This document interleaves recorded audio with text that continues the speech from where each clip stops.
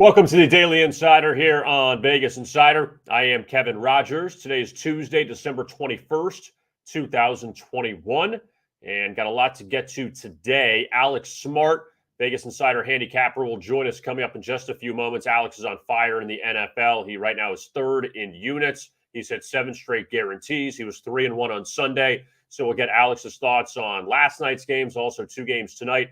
Washington at Philadelphia, also Seahawks and Rams, both at 7 o'clock. And the NFL will wrap up Week 15, then have a day off, and then we'll return Thursday for Week 16 between San Francisco and Tennessee. So the football does not stop, which is good. Also, the bowl games continuing, 2 more today. The Frisco Bowl tonight, the Potato Bowl this afternoon. So a lot going on, and I think the NBA is going to get a few games in tonight as well. Before we get to Alex, wanted to tell you about BetMGM. They're the king of sports books. Bet $10 to win $200 if your team scores a touchdown. New players only. Bet $10 to win $200 if your team scores a touchdown. Bet on any NFL money line, and if your team scores a touchdown, you'll receive an additional $200 in free bets. Again, new players only. Can't stress that enough. Must be 21 years or older. Also, it is eligible in the following states: Arizona, New Jersey, Indiana, Colorado, Tennessee, West Virginia, Iowa, Virginia, Michigan, Pennsylvania, and Washington, D.C. only. Full terms and conditions apply. That is BetMGM. They are the king of sports books. All right, let's bring on Alex Smart, who's been on fire in the NFL, 59% so far this season. And Alex, welcome back to the show. I want to start with this. You were 3-1 on Sunday. You're 5-1 this week in the NFL. Very impressive. You had the Saints as your guarantee Sunday night, 9-0 win, plus 11.5, never in doubt. What'd you like about the Saints on Sunday?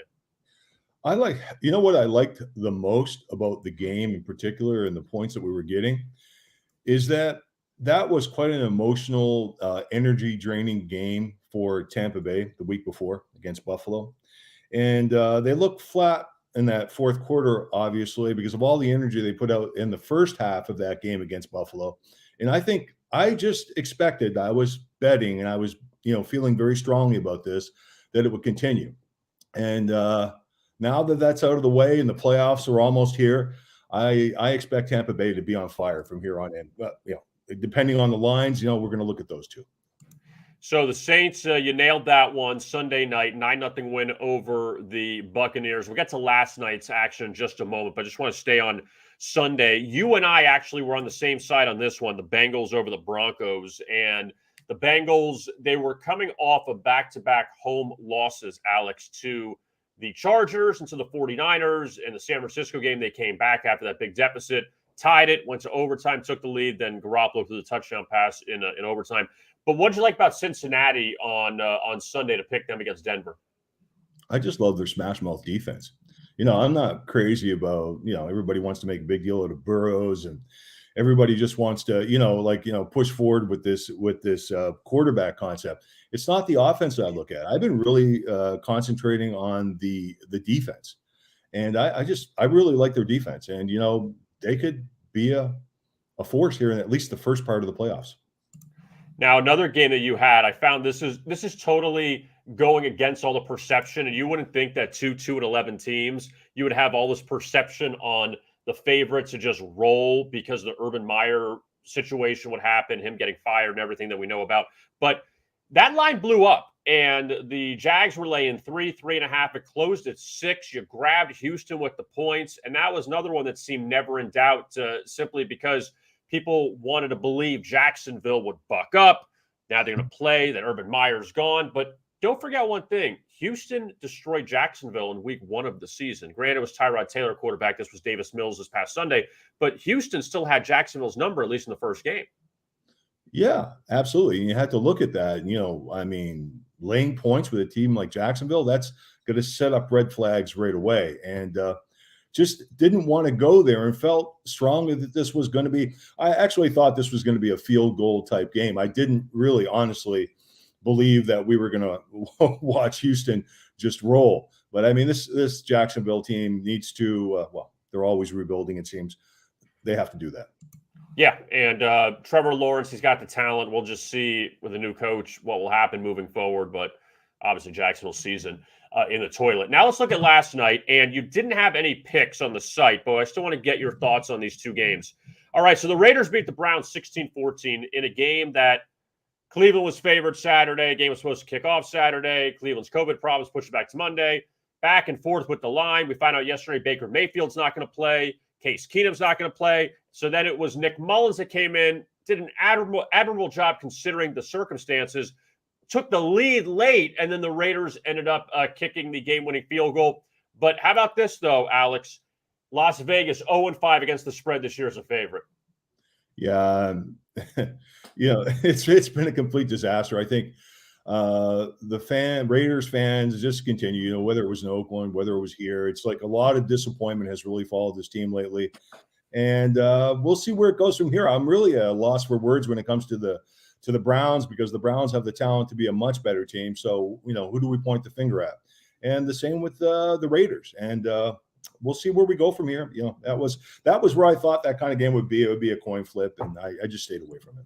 Yeah, I had the under, thinking, I don't know how the Browns are going to move the ball, and it just stayed right there. Browns missed a field goal before the half, which was helpful.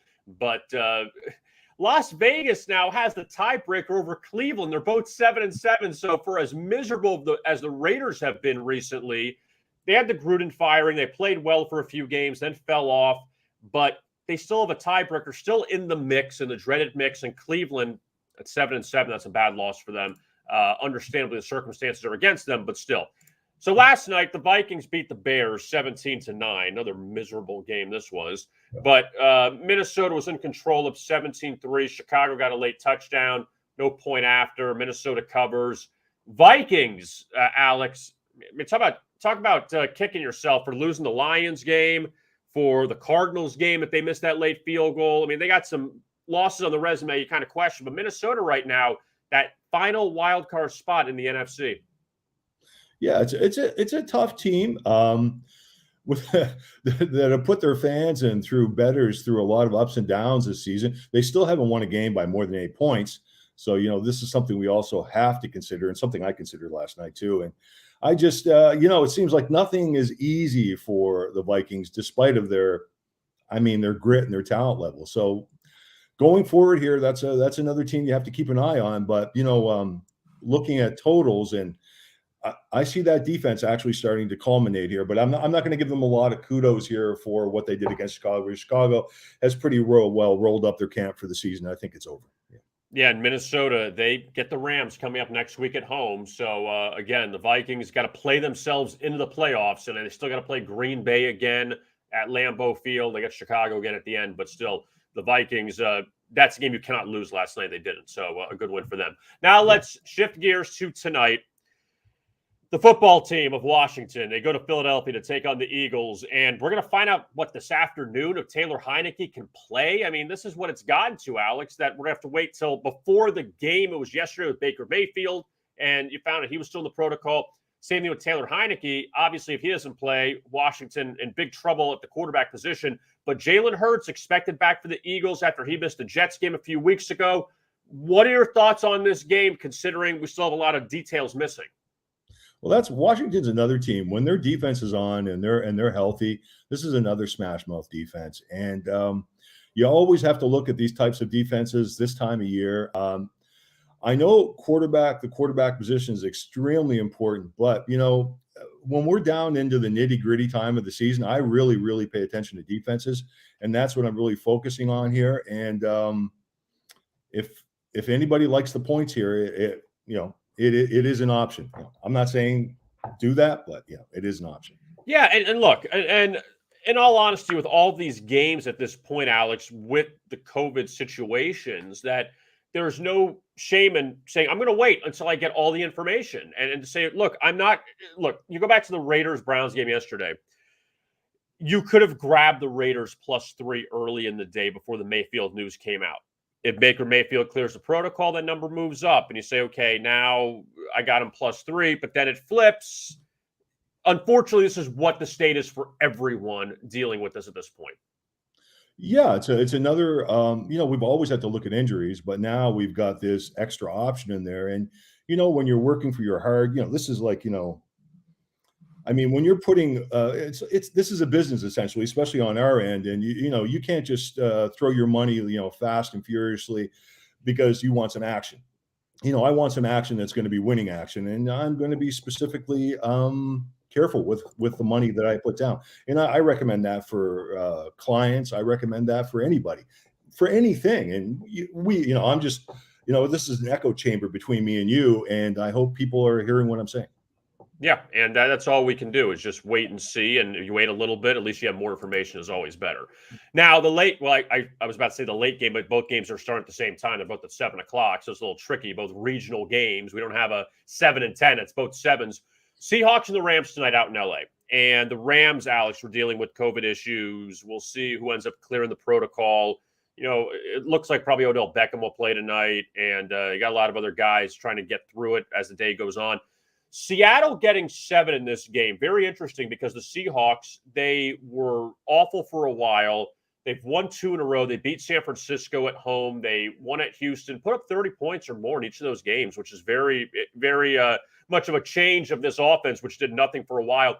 But also a revenge spot for them. They lost to the Rams on a Thursday night earlier this year, and the Rams coming off this big win over Arizona last week, and the Cardinals off that Lions loss. So LA with a win can now tie Arizona for the first spot in the NFC West. Yeah, we've got a lot of drama going into this game. I do have a totals call on this game, so I'll reserve sort of my comments here, so we don't, sort of play around with the market too much. We'll put it that way. I'm not saying I'm going to actually, break the market, but I'd like to think that we're, being a little bit conservative with my thoughts on this game at least. Yeah. No, that's fine. And as far as these two teams go, again, the Rams were laying 2.5 the first time they played. First game went under. So now we'll see if this game goes under coming up tonight. Now, let's shift gears for a second, Alex, to the NBA. And I'm just going to throw one game out. We have 5 tonight. A lot of these games are, I don't want to say impossible. Impossible is a bad word. Very difficult to handicap at this point because you go through every day. I'm looking through all these games. Heat, Pacers, Heat are down their top 2 players. The Blazers, McCollum's out. Lillard, who knows if he's going to play tonight. He played the other day against the Grizzlies. Dallas has Luka out, a bunch of other guys sidelined. The Timberwolves are without Anthony Edwards still. Now the Lakers, Anthony Davis. This is not a COVID thing. He had a knee injury, so he's out for about a month. Devin Booker's back. Suns knocked out the Lakers last year in the playoffs, so nice little revenge spot for LA. But the Lakers are down a bunch of bodies just because of all this COVID stuff. So what are your thoughts here with the Suns now going to LA to face the Lakers? Yeah, this has been difficult. And I'll tell you the truth. It's been difficult for all of us. It's difficult for the teams involved. It's difficult for bettors. And the way we have to handicap, like we just mentioned about football, it's like a constant update on status. And, it's not just COVID. It's the injuries and everything else. I look at Phoenix as a superior team to the Lakers. But, like you said, it is I'm sort of lost because, I do like the revenge scenario here, especially if James is healthy.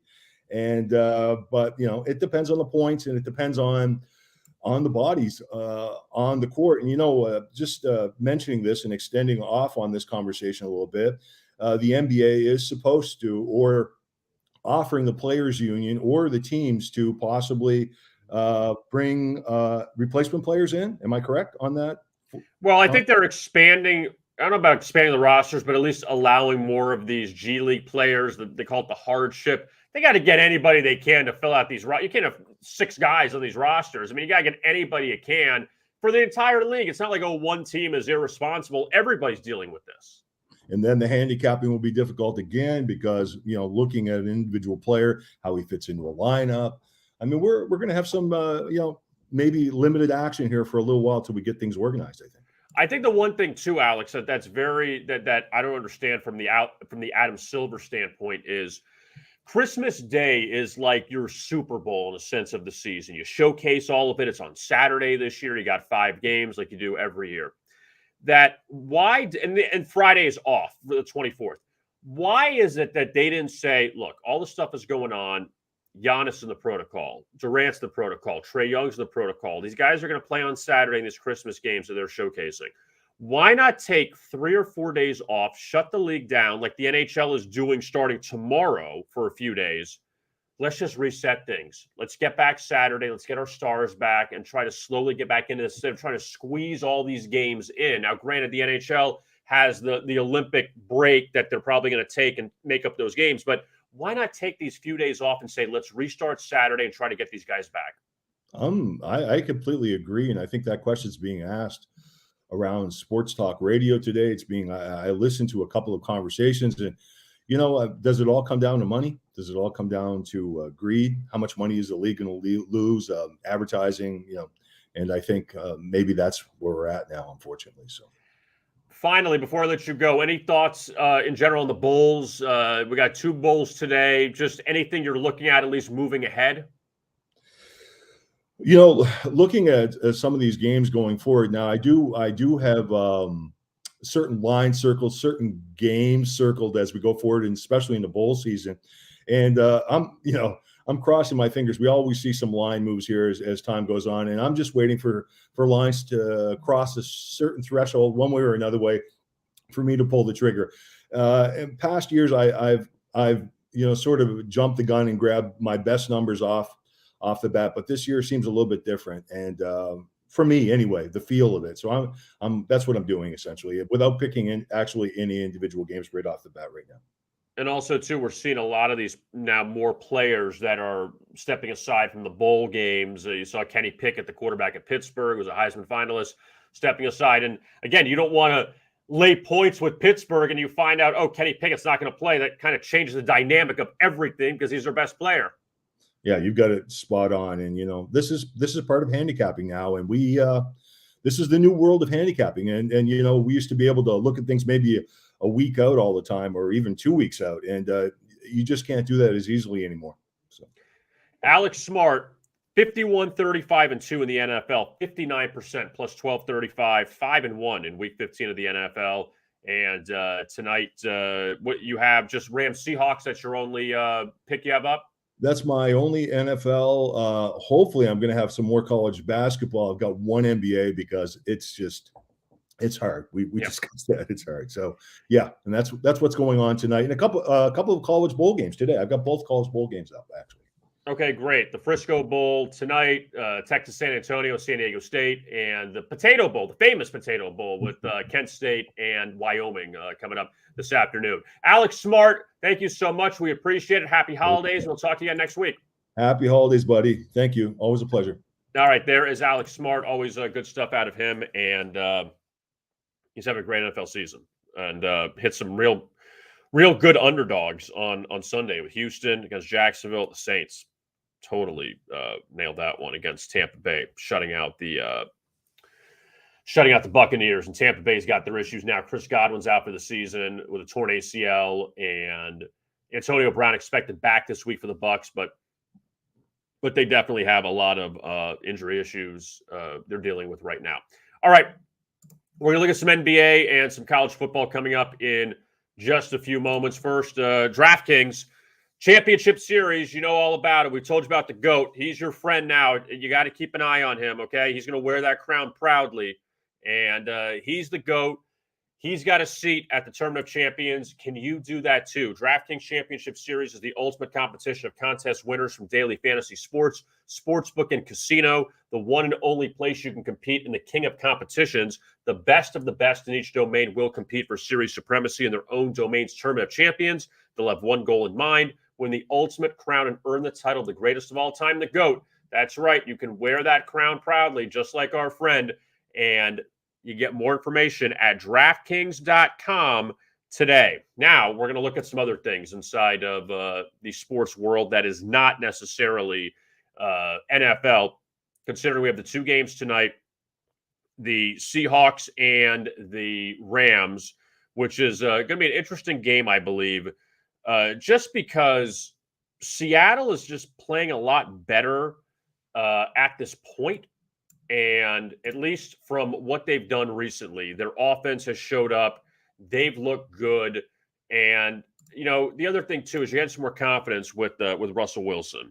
And what Russell again, he's probably not exactly the quarterback he was a while ago when he took the Seahawks to the Super Bowl and took them pretty deep in the playoffs. All right, so that's one thing to keep an eye on. But also, the last time that Russell Wilson faced the Rams, that was when he broke his finger, and that game in Seattle that Thursday night that opened the door for Geno Smith to become the quarterback of the Seahawks, and he actually wasn't bad for a few weeks, which is the one good thing you can say about what Geno Smith kept this team around for a bit. But the Rams have a lot on the table tonight because of what the Cardinals did on Sunday, losing that game to Detroit. All of a sudden now LA has an opportunity to tie Arizona for first place in the NFC West. They're obviously done with the games.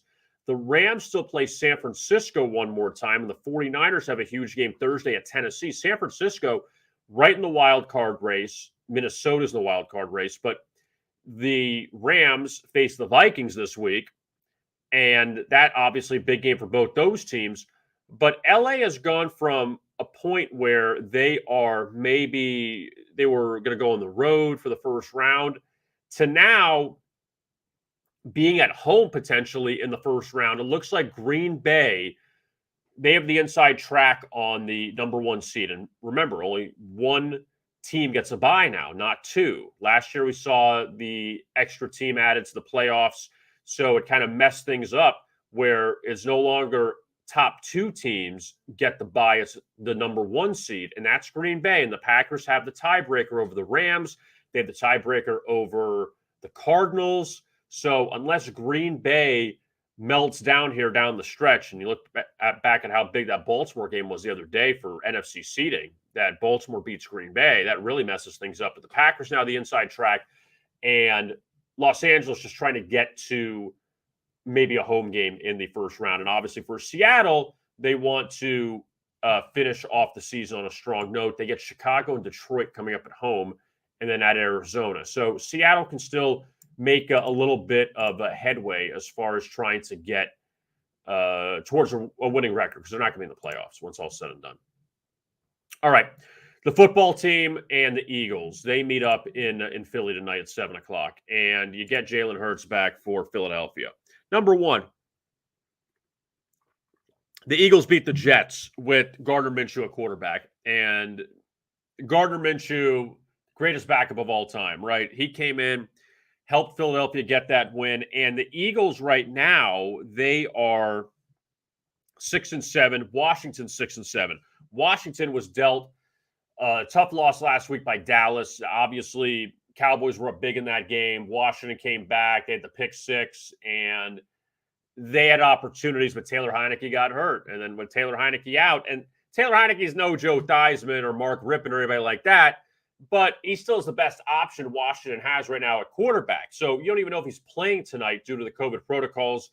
And the Eagles are laying 6.5 in that game against Washington. First of two meetings between these teams. They haven't played yet this year.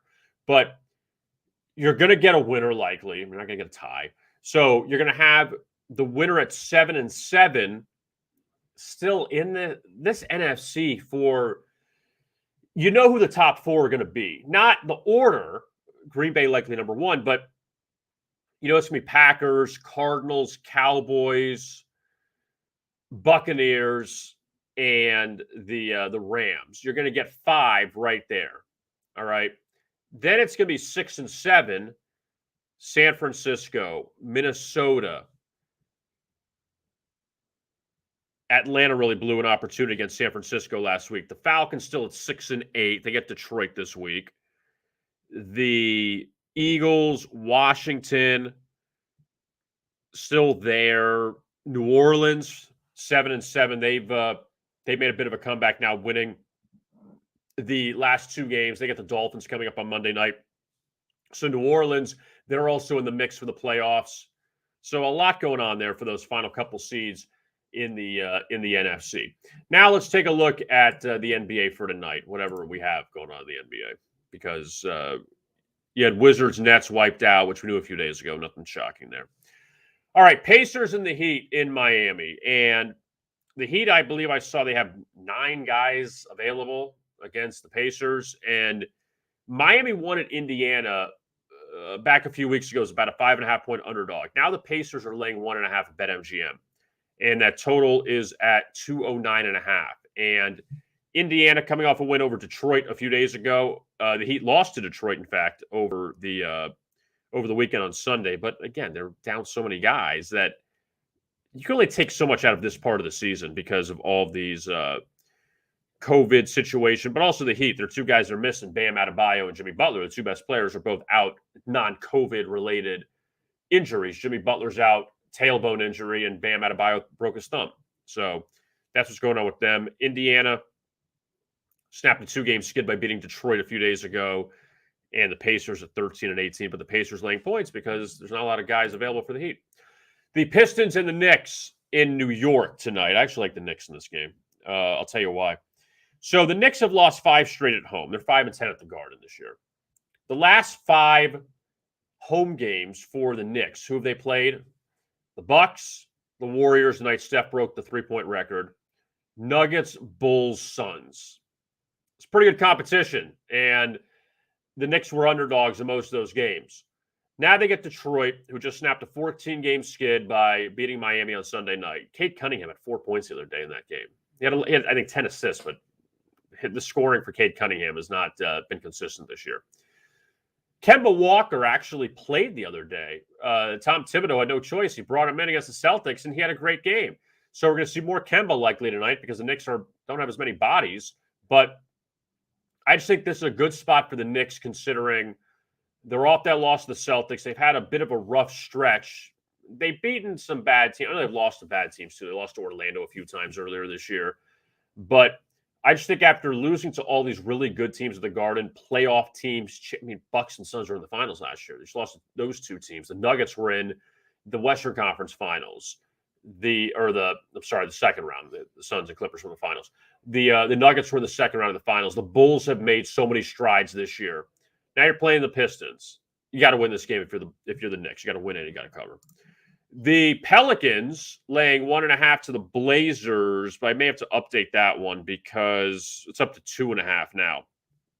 And reasoning behind that, saw at least this morning, Damian Lillard, he's questionable for the Blazers with a hamstring. CJ McCollum's out. Now, Portland did win at Memphis on Sunday. Then, side note, the Grizzlies lost to the Thunder last night, and John Morant's return. They had won 11 of 12, and Morant comes back, and they lose. And remember, Memphis beat Oklahoma City by 73 points. Oklahoma City, you don't think they're going to remember that? Thunder beat them last night in Memphis. But anyway, Portland won at Memphis on Sunday. That was only their second road win of the season. Blazers now 2-11 on the road. New Orleans, 10-21. Doesn't look as bad. They had a terrible start. They're playing better. Stay away game, obviously, because the Lillard situation.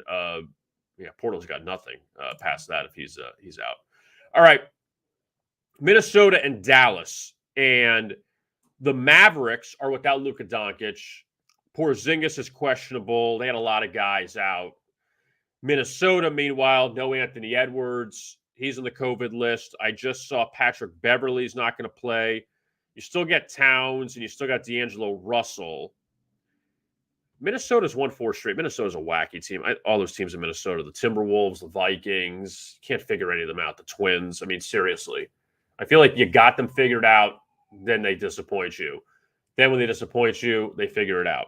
But Minnesota's 15-15. Give them credit. They've won 4 straight. Beat the Lakers, Nuggets, Blazers. They just beat Dallas. Good wins in that stretch. Mavericks have lost 2 in a row, but again, without Luka, I mean, that's not the same team. But Minnesota, they are a short dog in this one. And about an hour and a half ago, Minnesota was laying points. Now Dallas back to a favorite. The late TNT game tonight, the Suns and the Lakers. Pacers seats the early TNT game. Suns and the Lakers tonight from Los Angeles. No Anthony Davis for LA, but LeBron's playing, so the world is okay. But Phoenix laying 6.5. Remember what happened in the playoffs last year? Suns knocked out the Lakers. Again, AD was hurt. And some people will say, well, I mean, you beat the Lakers because they were beat up. And I don't want to take away from Phoenix in that situation, but Phoenix did beat LA already at Staples Center, getting 2 back in early in the season. Now the Suns are laying 6.5 here. Suns have won 3 straight. Devin Booker back. He played in that Charlotte blowout the other night. The Suns blowout of the Hornets, 137-106. They had 9 guys in double figures that game. The Suns, pretty impressive. But the Lakers, though, they're back from their road trip. Lost the final 2 at Minnesota and at Chicago. Did cover as 7-point dogs at the Bulls. And look, you get a lot of points with the Lakers here, and understandably, no AD. Suns are just a better team, obviously, but is it worth a look taking the Lakers here tonight? No Kent Bazemore. Avery Bradley's out, but Russell Westbrook came back for that. He was in the protocols for a very short amount of time. Man, you look at this team, the Lakers. I mean, I swear, when you look at this roster, Isaiah Thomas is back with them now. Carmelo, DeAndre Jordan. I see. I think Dwight Howard cleared the protocol. I read that earlier, so he's available. Rondo or Ariza. My God, this team the Lakers are throwing out, it's amazing. I mean, just over the hill guys. And I hate to use that term, and that's actually, it's like a backhanded compliment because they were good at one time, but now it's these guys they're just shot for the most part, a lot of them. And that's what LeBron wanted. So that's what he got. All right, today and tonight in college football, you got the Potato Bowl, the famous Potato Bowl in Boise between Wyoming and Kent State. Wyoming's laying 3.5, total of 60.5. And major toss-up game for me. Kent State coming off the MAC championship loss to Northern Illinois, where they just got blown out of that game. Now they were laying points in that one. Now they're getting points against Wyoming. 6-6. Wyoming lost their season finale to Hawaii. They were heavy favorites in that game.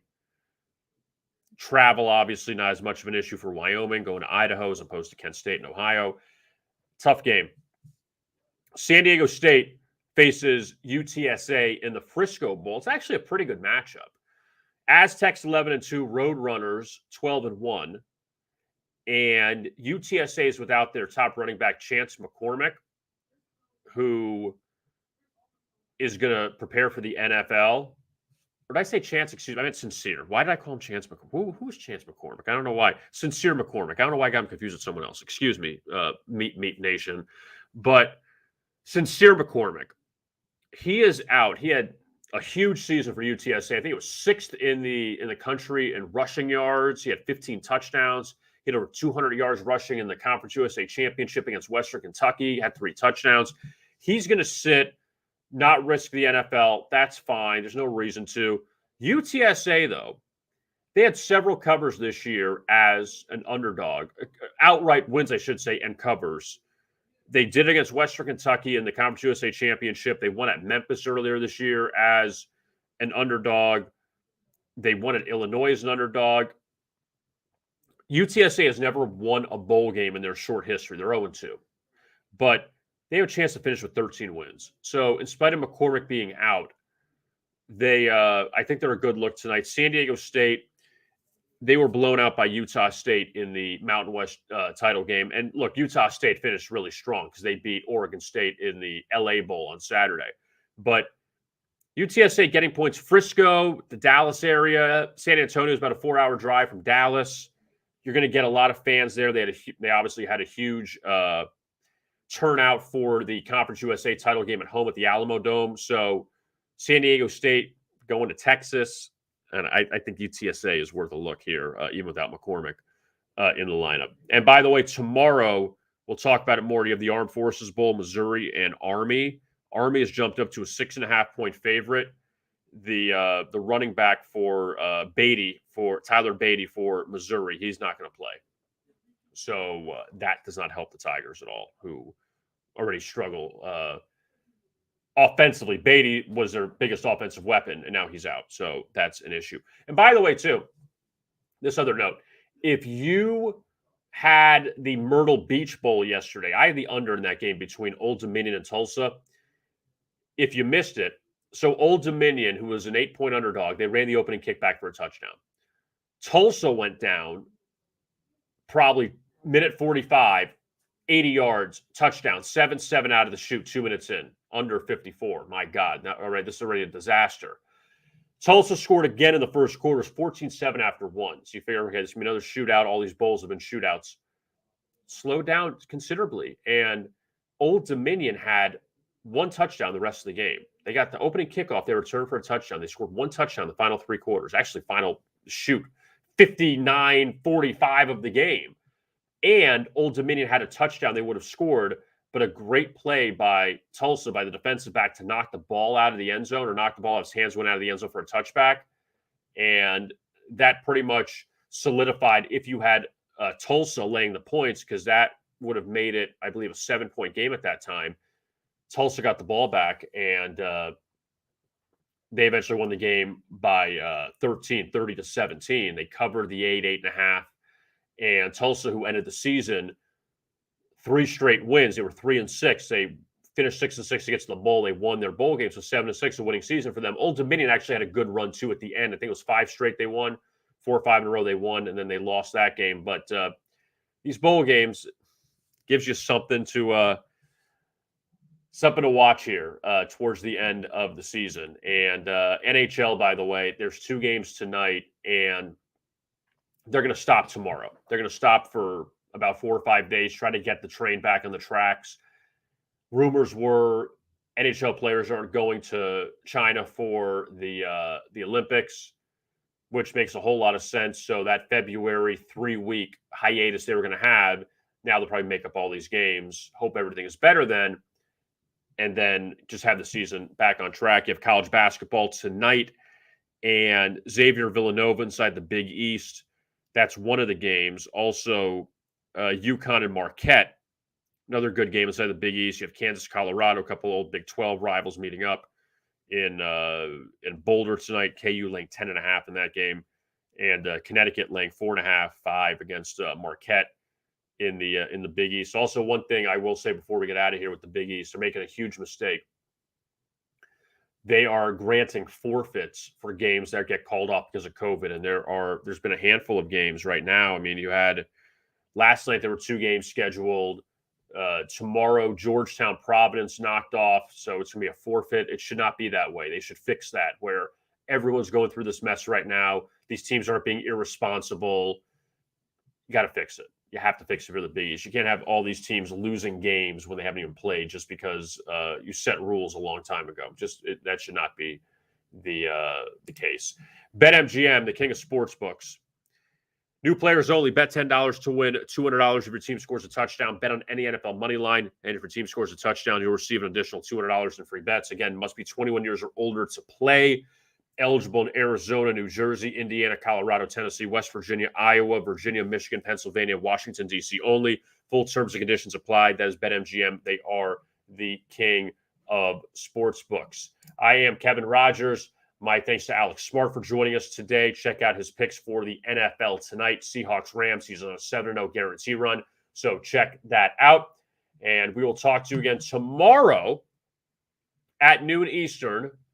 As, again, we ramp it up, and we'll review the NFL from tonight and look ahead to Week 16 in the NFL, also more bowl games tomorrow. Again, I am Kevin Rogers. Thanks a lot for watching, and as always, best of luck with your bets.